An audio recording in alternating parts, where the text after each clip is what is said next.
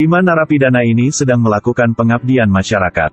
Tiba-tiba di langit muncul awan aneh. Batu-batu yang besar selanjutnya jatuh. Mereka buru-buru melari ke rumah. Tapi gak bisa membuka pintunya. Setelah itu, satu petir datang. 5 orang ditembak ke udara. Jadi begitu. Mereka kebetulan memiliki kekuatan super. Tapi sekarang dirinya belum mengetahuinya. Hari itu, Kelly sedang menyisir rambut. Alisa diri di belakang dan tiba-tiba mulai berkata yang buruk tentang dia. Ayo menyisir lagi. Nanti akan menjadi botak ya. Meskipun dia tak membuka mulutnya.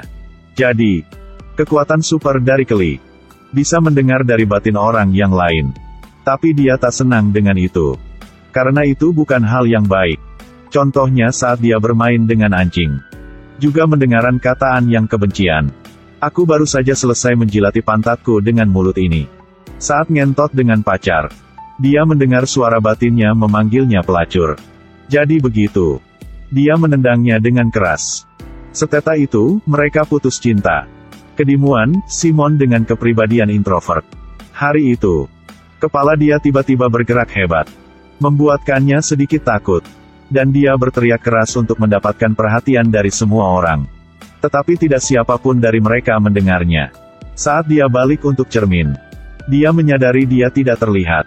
Sebenarnya, bukan hanya mereka yang memiliki kekuatan super. Dan sipir ini juga memiliki kekuatan super. Setelah hujan es itu, dia bisa menjadi pembunuh berdarah dingin kapanpun. Ketika dia mengetahui Gary merokok di toilet, dia tidak hanya menghancurkan HP, tetapi juga menggunakan kapak untuk membuatnya menderita akibatnya. Ketika melihat Kelly berjalan sendiri, si sipir itu buru-buru memukul dia. Kelly memukul kepala dan buatnya berluka. Dengan masalah ini, buat sipir lebih marah. Memakai batang besi untuk mengambil nyawanya. Kelly panik dan berlari ke kamar. Berkata dengan semua orang bahwa si sipir ingin membunuhnya. Dan dirinya memiliki kekuatan super. Tetapi tak ada siapa-siapa pun percaya itu. Curtis dengan keras kepala berjalan untuk membuka pintu. Terlihat Kelly dimati di depan wajahnya. Membuatkannya takut banget. Saat ini, semuanya sedang terjadi tiba-tiba berhenti. Waktunya mulai terbalik. Pada saat sebelum Curtis buka pintu. Itulah. Kekuatan super Curtis ialah terbalik waktu. Dia berkata dengan semua orang tentang semuanya terjadi. Dan peringatkan mereka untuk tidak membuka pintu. Tapi Nathan tidak percaya. Dan langsung membuka pintu. Sebenarnya, si sipir sedang di luar. Saat ini, semua orang di sini takut banget. Mereka memutuskan melarikan diri dari pintu belakang. Tapi baru melari beberapa langkah. Nathan dijatuh oleh genangan darah. Membuka pintu lemari. Melihat mayat Gary di dalamnya. Alisa takut sampai menangis. Curtis ingin menetangkannya. Tapi hanya memegang tangannya. Curtis tiba-tiba tidak bisa mengendalikan dirinya dan berkata-kata yang jijik. Keinginannya hubungan seksual dengannya. Dia sangat lezat. Semua orang terkejut.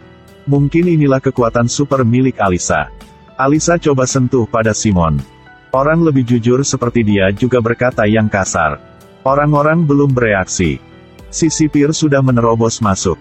Pada saat panik, Kelly buat si sipir jatuh. Lihat dia belum mati. Dia menendangnya beberapa kali lagi.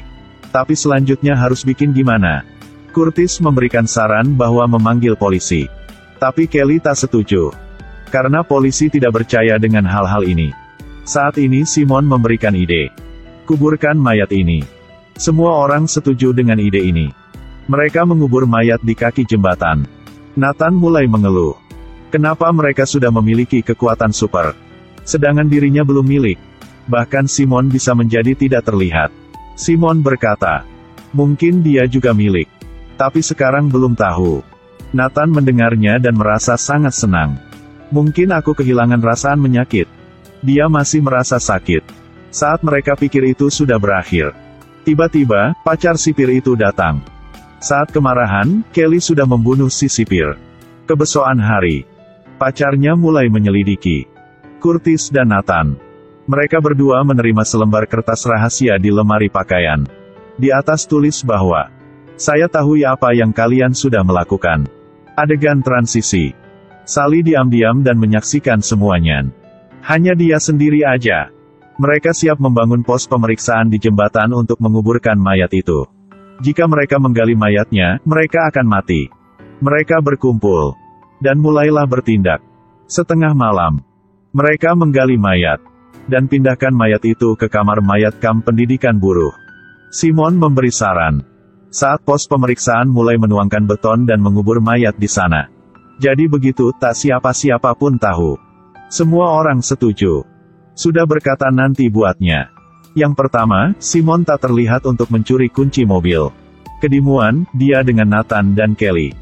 Kepindahan mayat masuk mobil. Tapi beres kepindahan itu, Sally tiba-tiba muncul. Mereka bertiga orang buru-buru melarikan diri. Tapi kuncinya masih di mobil. Sally mengemudi mobilnya.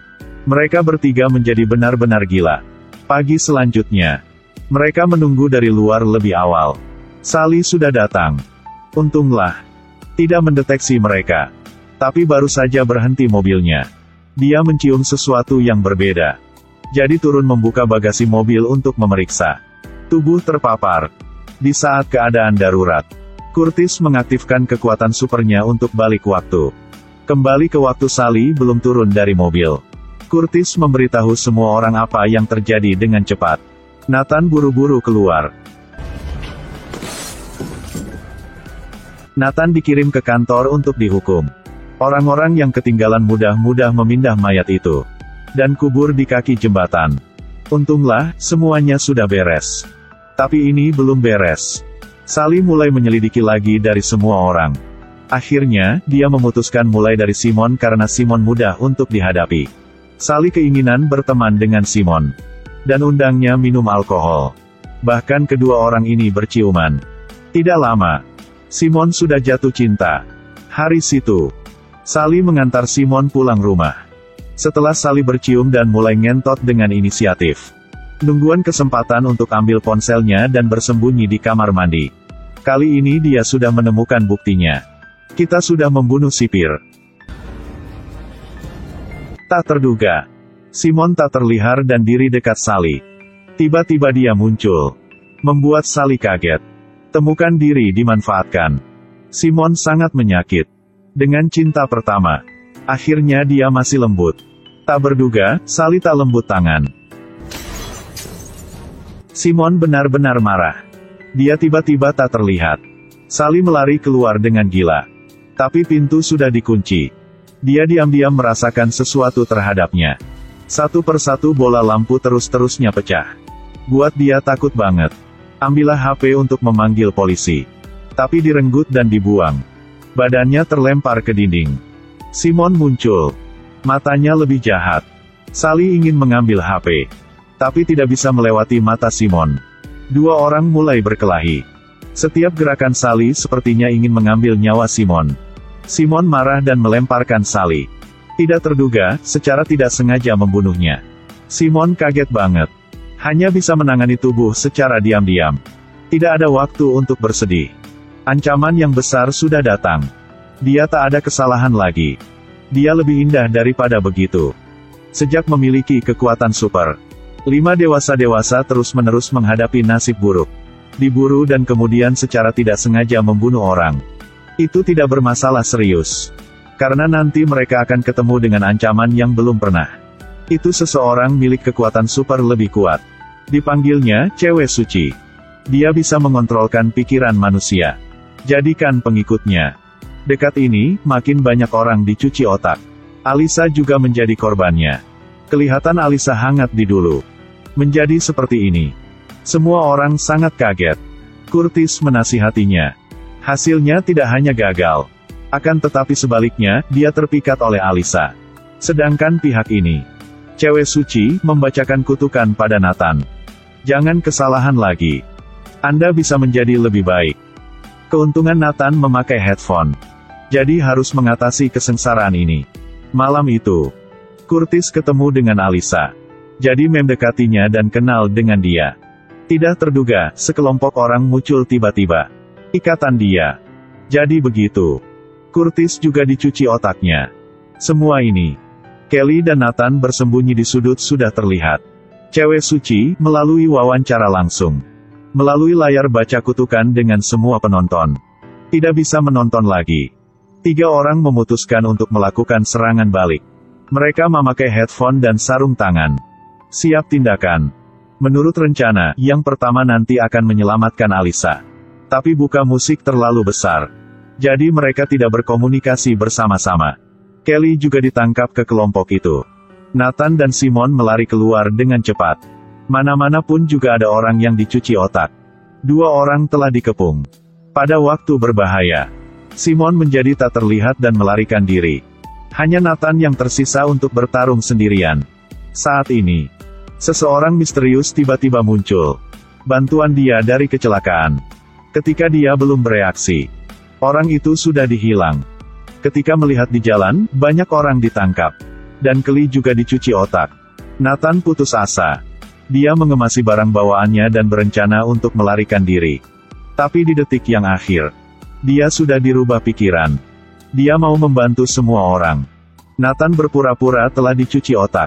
Menyusup ke sarang, cewek suci.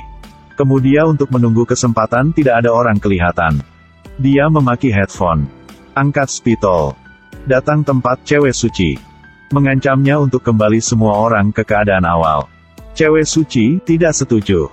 Di waktu melawan, Kelly muncul. Dia berteriak dengan suara keras. Memanggil orang yang lain datang. Nathan bersama cewek suci, melari ke balkon. Lihatlah orang-orang seperti mayat bergerak di bawah ini. Nathan sangat sakit hati.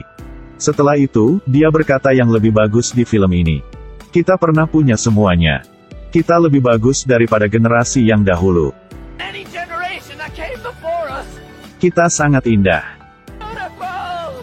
Saat ini, cewek suci menyadari spitol yang palsu di tangan Nathan. Selama perjuangan, dia hilang keseimbangan dan jatuh. Detik terakhir, Simon muncul. Dia meraih tangan Simon. Tapi hal itu masih gagal. Nathan mengorbankan hidupnya untuk menyelamatkan semua orang. Beberapa hari yang lalu, di permakaman Nathan, mereka sangat sakit hati. Simon memberikan Kelly 1 CD. Di dalam merekam lelucon harian Nathan. Si sesat. Lelaki gila. Melihat kenangan-kenangan yang indah, Kelly tidak bisa menahan air matanya. Kisah ini belum beres di sini. Anda pernah pikir bahwa Nathan memiliki kekuatan super apa? Kepindahan adegan. Datang ke makam dia. Dalam peti mati dari tanah bersuara nafas. Nathan dibangkitkan. Jadi, kekuatan super dia ialah umur panjang. Masalah sekarang ialah bagaimana untuk keluar. Orang-orang tidak biasa. Ialah film Inggris 12 tahun yang lalu. Dengan konten kekuatan super yang sangat berbeda. Aktor utama bukan pahlawan yang menyelamatkan dunia. Itulah kelompok kenakalan remaja. Lihatlah perjuangan dalam hidup mereka masing-masing. Membuatkan kita menikmati. Meskipun di kehidupan bermasalah. Tapi mereka tidak pernah menyerah. Jika hidupnya berdarah, mereka tak takut apa-apapun. Dewasa pasti merupakan sebuah petualangan. Karena peran utama bernama usia muda.